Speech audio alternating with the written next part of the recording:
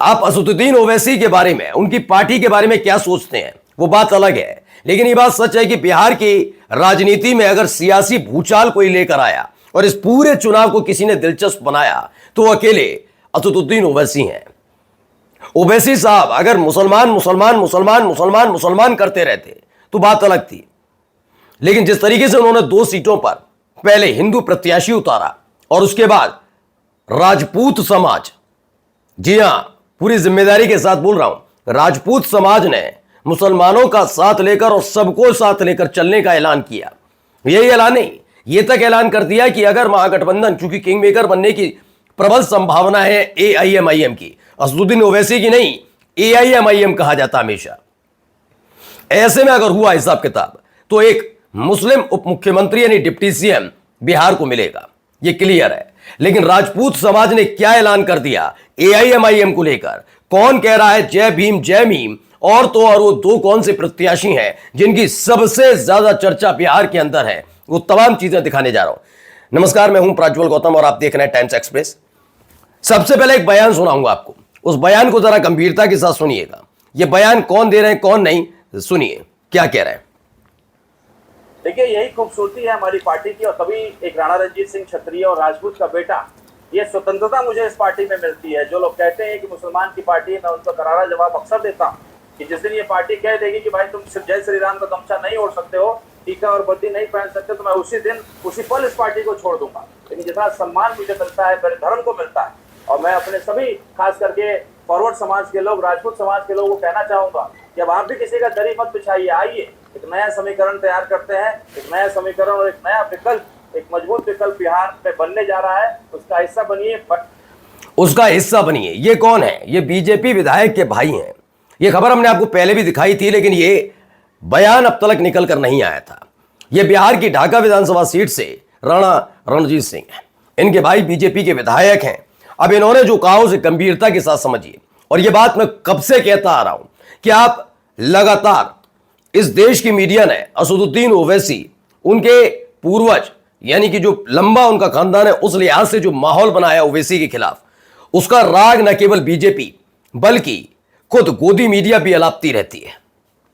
हर एक इतिहास बताया जाता है। मैं बार बार कहता हूं निजामों का जिक्र होगा, उन्होंने ये किया, आजादी के बाद ये हुआ वो किया। मैं तो कहता हूं ठीक बात है, अगर असदुद्दीन ओवैसी निजामों की बात होगी, हैदराबाद की बात होगी, आजादी के बाद जैसे रियासतें एक हुई उसकी बात होगी, तो सवाल तो यह भी पूछा जाएगा आजादी के वक्त जनसंघ क्या कर रहा था। बीजेपी का ओल्ड वर्जन, भाई जनसंघ से तो बीजेपी बनी, क्या कर रहा था जनसंघ? जनसंघ ने क्या किया? आरएसएस ने आजादी की लड़ाई में, तो वो मत पूछो, वो मत पूछो, वो ना ना ना ना, हम तो नाथूराम गोडसे को जानते हैं, बस यही तो हुआ। बताना होगा ना आरएसएस क्या कर रहा था, उस पर जवाब नहीं देंगे। हमने देश निर्माण किया, मैं तो हमेशा पूछता हूं, बता दो आरएसएस ने देश निर्माण में क्या भूमिका है। हाल फिलहाल में तो अमूमन लोगों से पूछता हूं, तुमने अभी तक किसी आपदा में, बार बार कहते हैं आपदा में हमेशा खड़े थे, मैंने आज तक अपने सामने कई कवरेज की हैं, मैंने आपदा के दौरान आरएसएस के लोगों को ऐसे नहीं देखा कि सिर्फ आरएसएस नजर आए, नहीं देखा।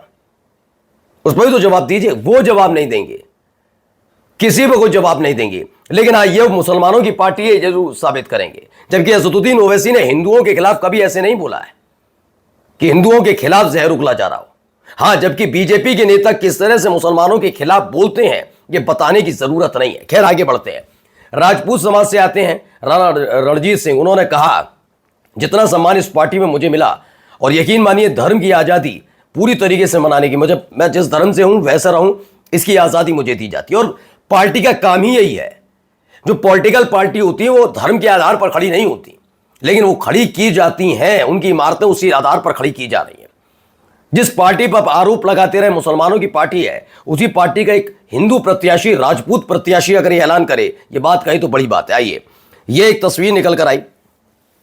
सफर ने मौका दिया तो बड़ी शान से बताऊंगा एक संघर्ष भरे जीवन से कामयाबी तक की लड़ाई। ये राणा रणजीत सिंह लिखते हैं अपने सोशल मीडिया पर। चलिए एक और वीडियो देखिए, बहुत खूबसूरत वीडियो।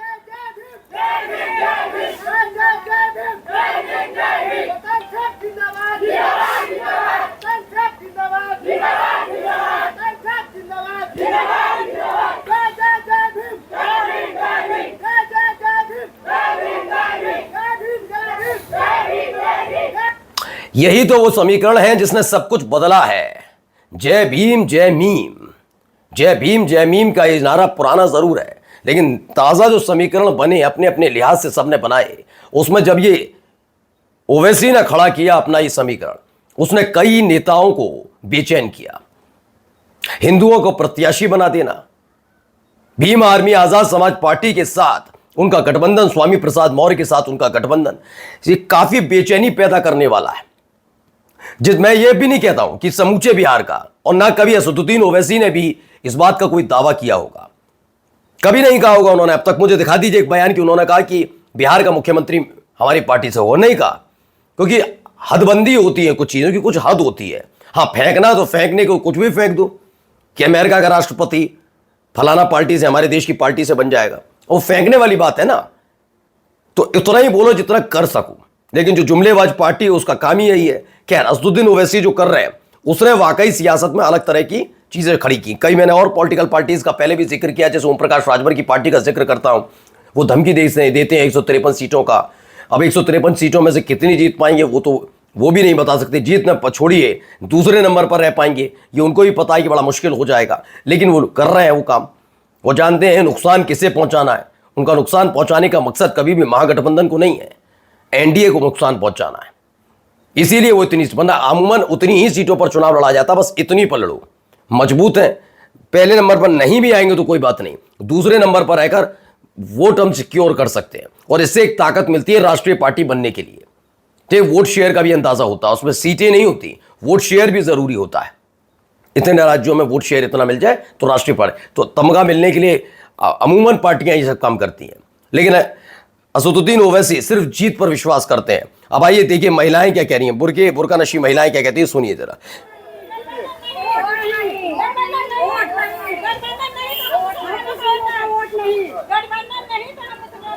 क्या करें, दिन बदल सकते हैं, जज्बात बदल सकते हैं, अपनी फिक्र के ख्यालात बदल सकते हैं। अगर बिहार वाले बदल गए तो सारे हालात बदल सकते हैं। अगर महागठबंधन को मजबूत बनाना है, इसको आगे बढ़ाना है और इसको मजबूत बनाना है तो AIMIM पार्टी को शामिल करना होगा, तब जाकर ये बात आगे बढ़ेगी और मजबूत एक गठबंधन बने।